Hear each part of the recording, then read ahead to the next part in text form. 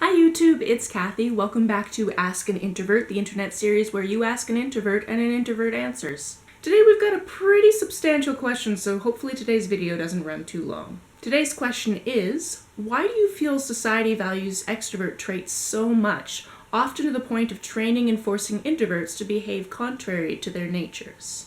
Oh man, this is a big one. The leading theory in my mind on this one is what people like to think of as normal.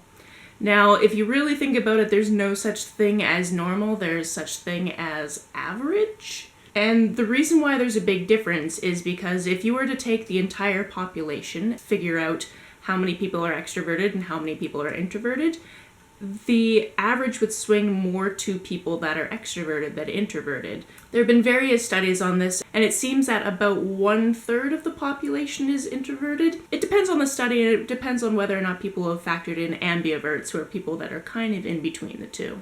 Now, because the normal, or average, is that people are extroverted, therefore enjoy being around people and that's how they get their energy, that's what society has decided is normal for everyone.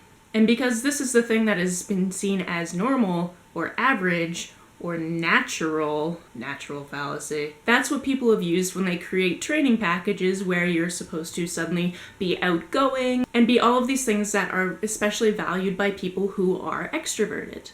One of the strangest things about being trained in one of these environments as an introvert is when they're like, oh, customers love it when you walk up and just start a conversation with them. And as an introvert, I'm going, I hate when people do that. If I need help, I will ask.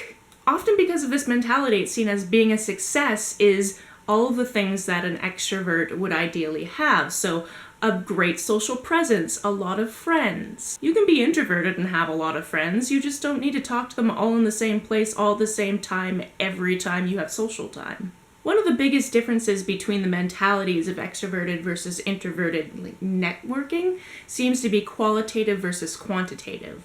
So it's seen that if you have a lot of people that know your name, then that's great. However, an introverted point of view would be the quality of the interactions as opposed to the amount of interactions you're able to have. There's obviously pros and cons to both sides of these, but because a lot of corporate social structure happens to be how many followers do you have, how many friends do you have on Facebook, how many people know your name, it seems to be that quantitative is what gets you the points instead of qualitative. And again, because introversion isn't something that's always necessarily understood, people just think that you're shy if you don't want to do these things. And they figure that shy is just a thing that you can get over, which in some cases it is, but if you're not shy, you're introverted, then it's just not going to work out for you and you're going to feel really gross doing it. It all comes back to what the average or normal or natural amount of people thinks is fun. And if you don't think it's fun, then there's something wrong with you. And if there's something wrong with you, then people let you know about it. And really, there's actually nothing wrong with you, it's just how I have fun and how you have fun are different. I believe that gives a very basic answer to this question. If you would like to ask an introvert, that would be wonderful. You can do so down in the comments below. I post these videos every Monday, so if you hit that subscribe button, I'll be hitting your subscription box every Monday. You can like and share this as you see fit, and I will see you next week for another Ask an Introvert. Bye!